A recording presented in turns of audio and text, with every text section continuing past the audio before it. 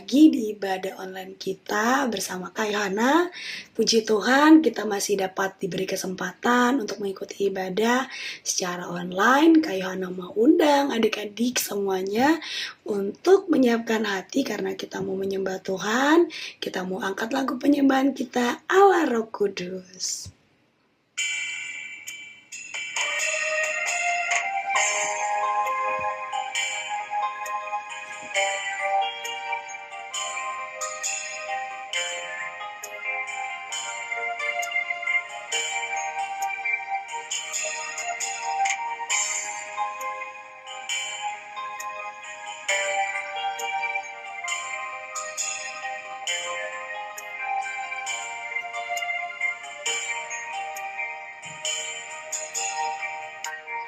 Allah Roh Kudus,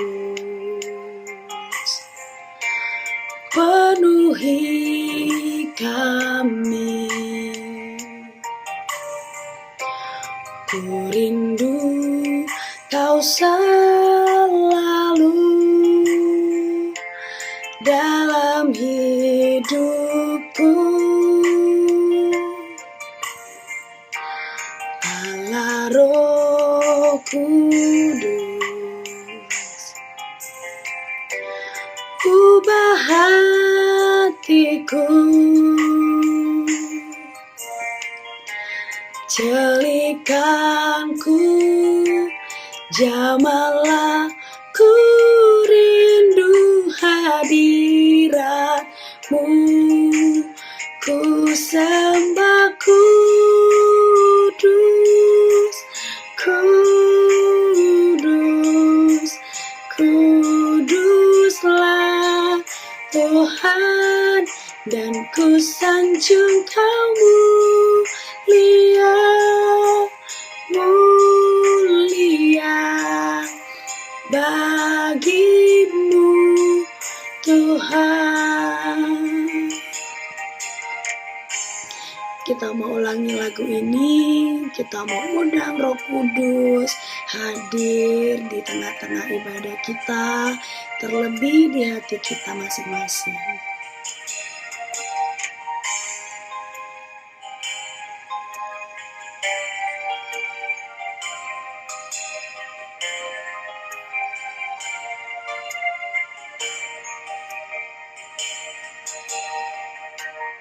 Allah Roh Kudus, penuhi kami. Ku rindu Kau selalu dalam hidupku. Allah Roh Kudus, ubah hatiku, celikanku, jamalah ku rindu hadirat-Mu, ku sembah kudus, kudus, kuduslah Tuhan, dan ku sanjung Kau mulia, mulia bagi-Mu Tuhan, ku sembah kudus, kudus, kuduslah Tuhan, dan ku sanjung Kau mulia, mulia bagi-Mu Tuhan, dan ku sanjung Kau mulia, mulia bagi-Mu Tuhan. Adik-adik, mari kita bersatu di dalam doa. Terima kasih Tuhan Yesus, karena Engkau sangat baik. Engkau telah mengumpulkan kami Tuhan di ibadah online kali ini. Kami mau memuji, memuliakan nama Tuhan. Kami sangat bersyukur Tuhan. Tuhan Yesus yang baik, sebentar kami akan memulai ibadah kami. Kau memberkati ibadah kami dari awal, pertengahan, sampai akhirnya.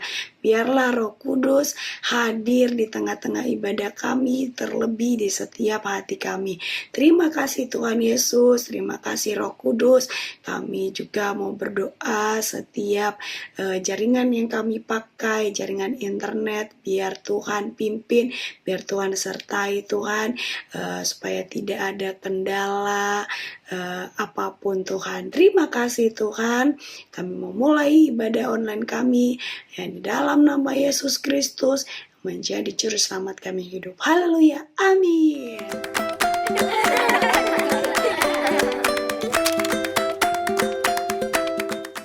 Hai adik-adik semua, Shalom.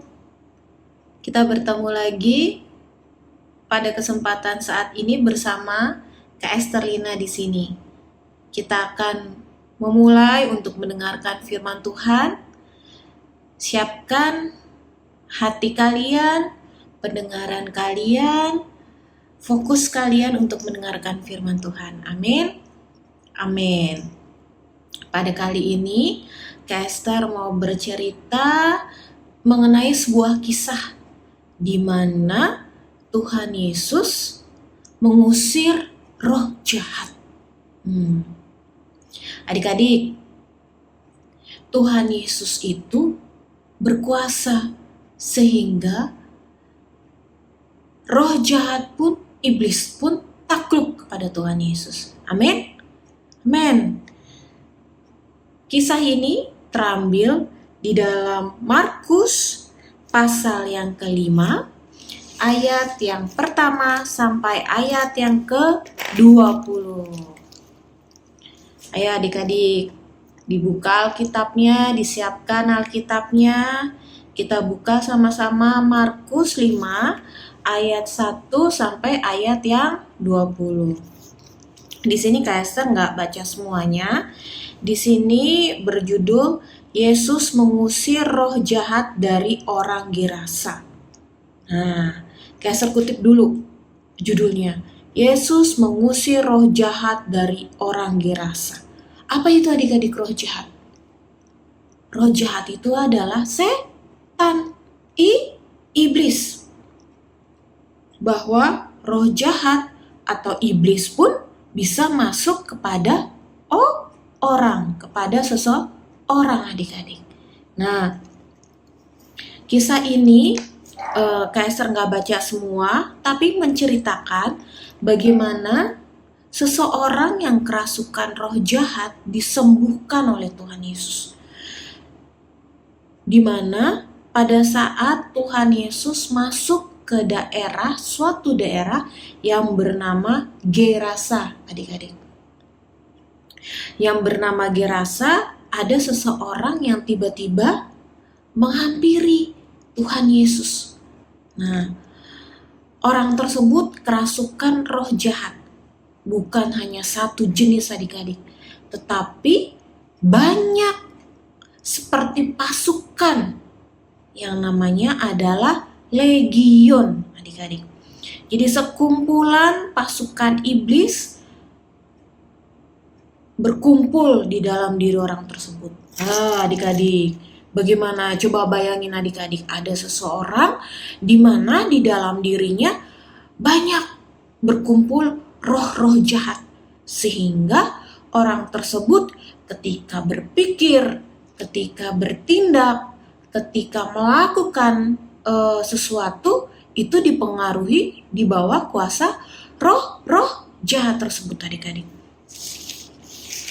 Karena di dalam tubuh orang tersebut tidak hanya satu roh jahat, tetapi sekumpulan roh jahat, sehingga kekuatan yang ditimbulkan oleh orang tersebut itu besar adik-adik.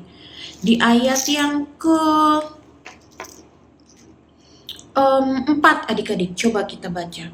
Karena sudah sering ia dibelenggu dan dirantai, tetapi rantainya diputuskannya dan belenggunya dimusnahkannya, sehingga tidak ada seorang pun yang cukup kuat untuk menjinakkannya. Nah, saking kuatnya di mana orang tersebut digerakkan oleh roh jahat yang ada di dalam dirinya, sehingga ketika dia mengamuk, itu dirantai oleh orang, rantai itu dihancurkan adik-adik. Belenggu-belenggu, rantai-rantai itu semua dipatahkan, dihancurkan sama orang tersebut adik-adik. Nah, terus ada satu kali itu di daerah Gerasa. Ketika Tuhan Yesus sebelumnya ada mujizat angin ribut diredakan. Nah, Tuhan Yesus naik ke perahu. Tuhan Yesus ada di dalam perahu, sampailah di daerah Gerasa. Tuhan Yesus turun di daerah Gerasa tersebut. Dari kejauhan adik-adik, sudah terlihat orang yang kerasukan roh jahat tersebut. Nah, orang yang kemasukan roh jahat tersebut berlari kepada Yesus dan menyembah Yesus adik-adik. Karena sebelumnya Tuhan Yesus bilang kepada orang yang kerasukan roh jahat tersebut. Tuhan Yesus bilang kepada orang tersebut, "Hai orang jahat, hai roh jahat, hai engkau roh jahat, keluar dari orang ini." Nah, di ayat yang ke-8 adik-adik, ketika Tuhan Yesus bilang kepada roh jahat itu, "Hai engkau roh jahat, keluar daripada orang ini." Nah, karena roh jahat ini takut, akhirnya roh jahat ini datang kepada Tuhan Yesus dan bilang kepada Tuhan Yesus, berlari dia dan menyembah Tuhan Yesus. "Demi Allah, jangan siksa aku." Nah, adik-adik, roh jahat, setan tersebut takut kepada Tuhan Yesus. Setan itu bilang kepada Tuhan Yesus, "Apa urusanmu dengan aku, hai Yesus, anak Allah yang maha tinggi? Demi Allah, jangan siksa aku. Jangan siksa aku, Yesus. Jangan siksa aku, anak Allah." Karena roh jahat ini takut kepada Tuhan Yesus. Nah, adik-adik, ketika roh jahat atau setan ini, iblis ini memohon kepada Tuhan Yesus untuk tidak disiksa, akhirnya setan ini memohon kepada Tuhan Yesus untuk keluarin dia ke babi-babi aja, karena dia tidak mau untuk pergi meninggalkan daerah Gerasa. Akhirnya Tuhan Yesus mengabulkan, roh jahat itu diusir daripada orang tersebut dan dikeluarkan kepada kawanan babi.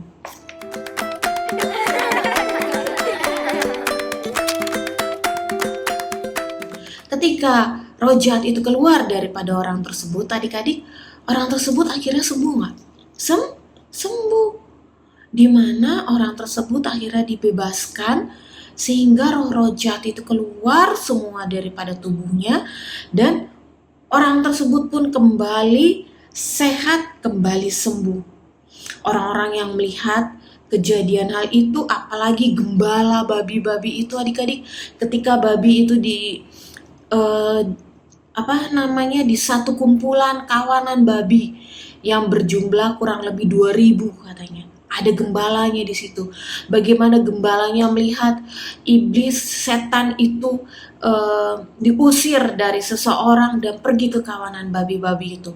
Akhirnya babi-babi itu dirasuki oleh roh jahat dan babi-babi itu terjun ke jurang adik-adik. Gembala yang melihat hal itu pun takjub melihat orang yang kerasukan roh jahat itu akhirnya sembuh karena apa adik-adik? Karena kuasa Tuhan Yesus. Tuhan Yesus kita berkuasa, amin. Segala kuasa ada di dalam tangan Tuhan Yesus. Bahkan roh jahat, bahkan setan atau iblis pun takluk kepada Tuhan Yesus. Mereka takut kepada Tuhan Yesus adik-adik. Akhirnya seseorang yang telah dibebaskan oleh roh jahat ini adik-adik pergi mendapatkan Tuhan Yesus. Dia bilang sama Tuhan Yesus, "Tuhan, kalau boleh, saya mau ikut serta sama Tuhan Yesus. Saya mau ikut dalam pelayanan Tuhan Yesus." Tapi Tuhan Yesus bilang, "Pergilah saja ke daerahmu dan beritakanlah apa yang telah diperbuat Tuhan atasmu." Akhirnya adik-adik, orang yang sudah sembuh ini pergi meninggalkan Yesus dan mengabarkan Injil, mengabarkan kabar di mana dia telah disembuhkan oleh Tuhan Yesus di daerah Gerasa maupun di daerah Dekapolis. Yang daerah ini belum mengenal Tuhan Yesus sama sekali.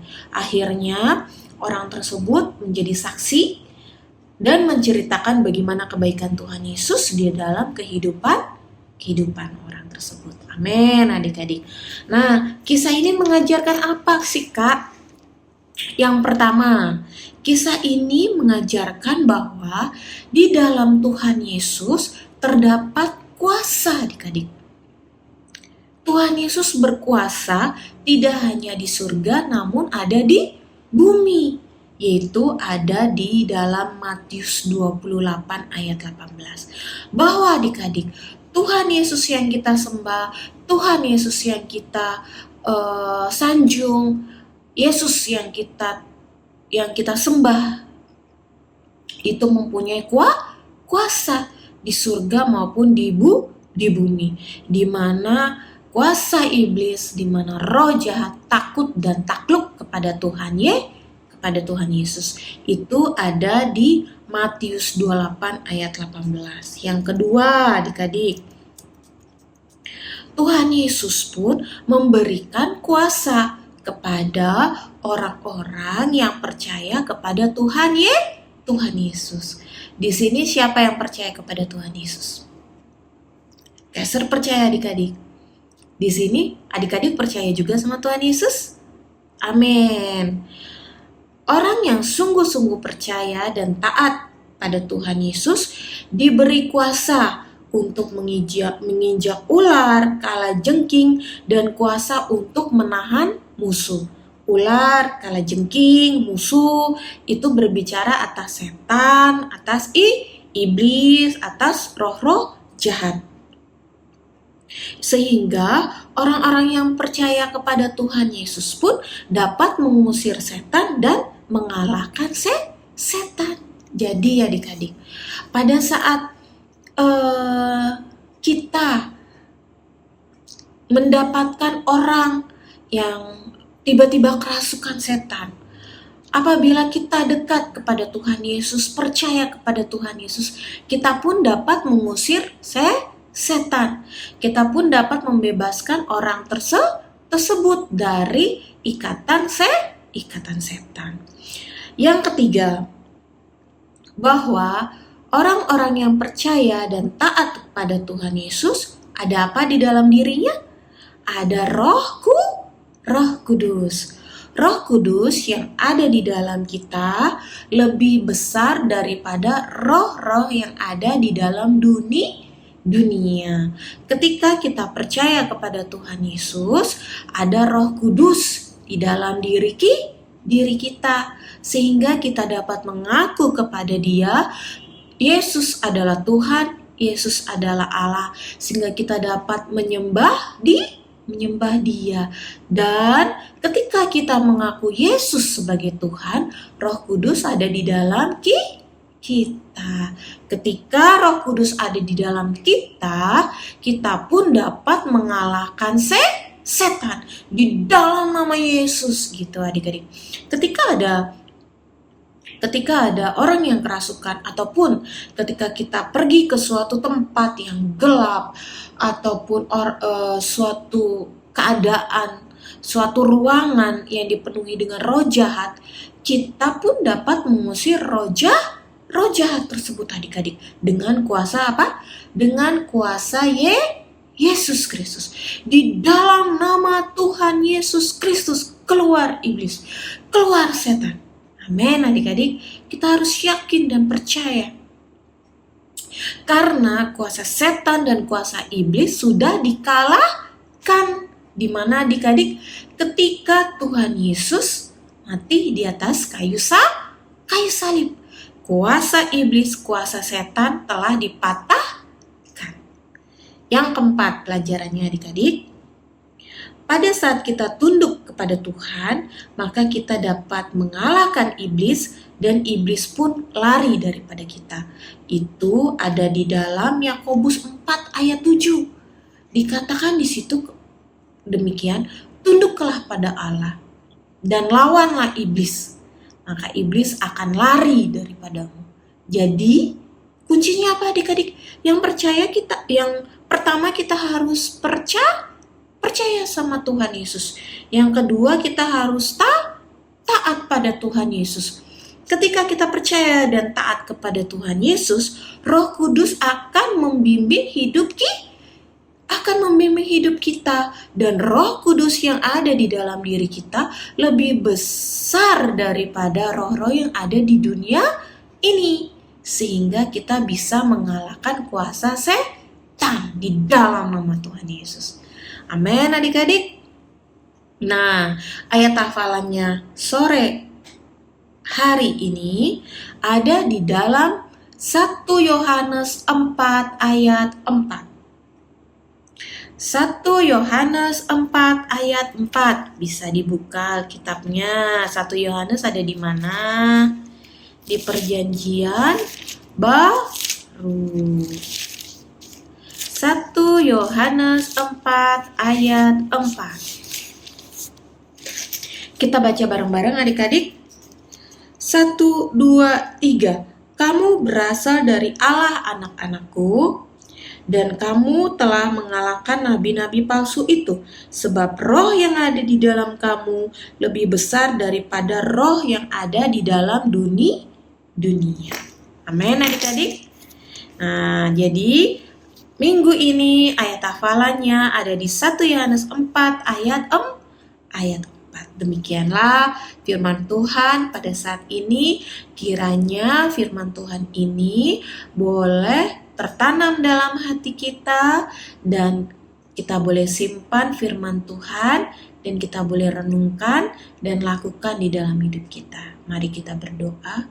Tuhan Yesus Kristus, terima kasih buat malam ini, buat sore ini, buat siang ini, buat pagi ini, di mana kami telah mendengar firman-Mu Tuhan Yesus, firman-Mu yang meneguhkan kami bahwa kami diberikan kuasa oleh Tuhan Yesus untuk mengalahkan iblis.